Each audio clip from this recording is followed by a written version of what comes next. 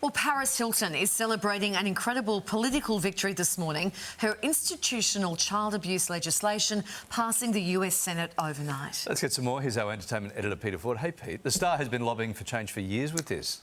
Yeah, she has. Good on her. I mean, she really has made a difference. And this is, as you say, the Stop Institutional Child Abuse Act. It has passed in the Senate. It's yet to pass in the House of Representatives, but the belief is it will. It seems to have bipartisan support. And this is all to do with 60,000 kids a year who are sent to these institutions. In some cases, it is court-ordered. In other cases, as was the case of Paris, her parents felt that she needed discipline, that she needed to be kept in line. So they sent her off to these, what are sort of sold as being boarding schools, and terrible things have been happening there. Not to everybody, but to a lot of people. And Paris was one of those people. There was sexual abuse, physical abuse, emotional abuse. So she took on this cause. And as you can see, she's taken it to Washington several times. She made a documentary about it. She was determined to make a difference. And, you know, a lot of people through the years have sort of dismissed her as being a bit of an airhead. She's anything but that. She's a very, very shrewd businesswoman and took on this passion project, if you like, and is now almost certain to go in the history books as having made a difference. However, she still does keep one foot in the reality TV world, because her brand new reunion show with Nicole Richie, The Simple Life, has just debuted, and she's willing to play the fool. But as you can clearly tell, she's not a fool. And in this clip, you can see she's still willing to have fun with Nicole. Take a look at this. So that's a three-part reunion show, and as I say, she's still willing to play the fool, but she ain't. That was an interesting wrap-up of Paris Hilton. It's the full gamut. That's great. Much like Paris herself. A collection of Barry Humphries items are heading for auction, Pete.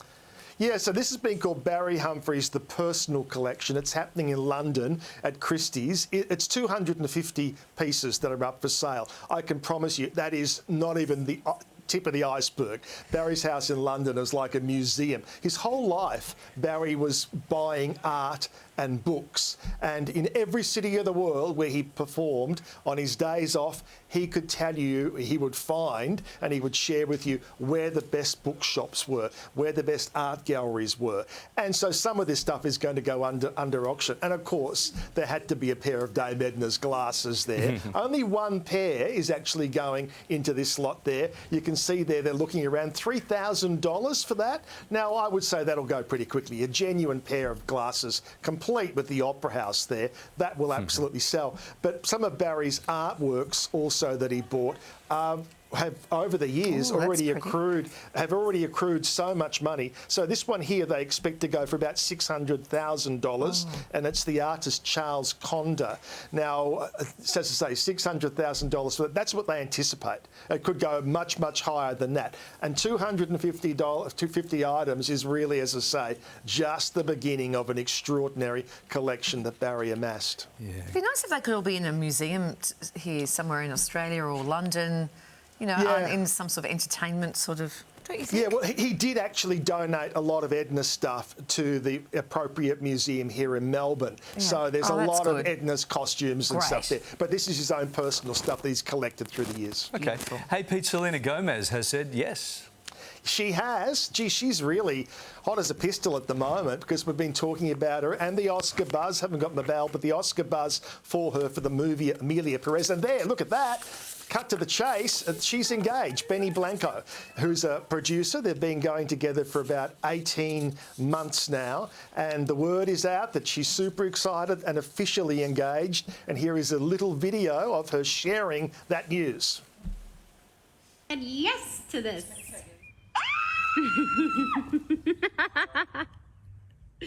It's so beautiful.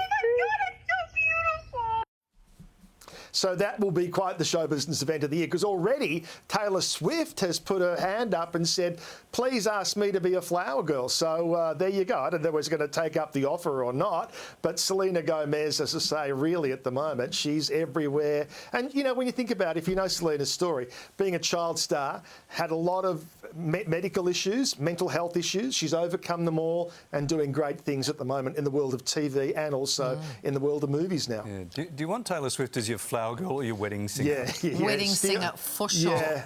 Yeah, stealing focus. I'm sorry, what was that? Wedding Singapore. What was that, sure. baby girl?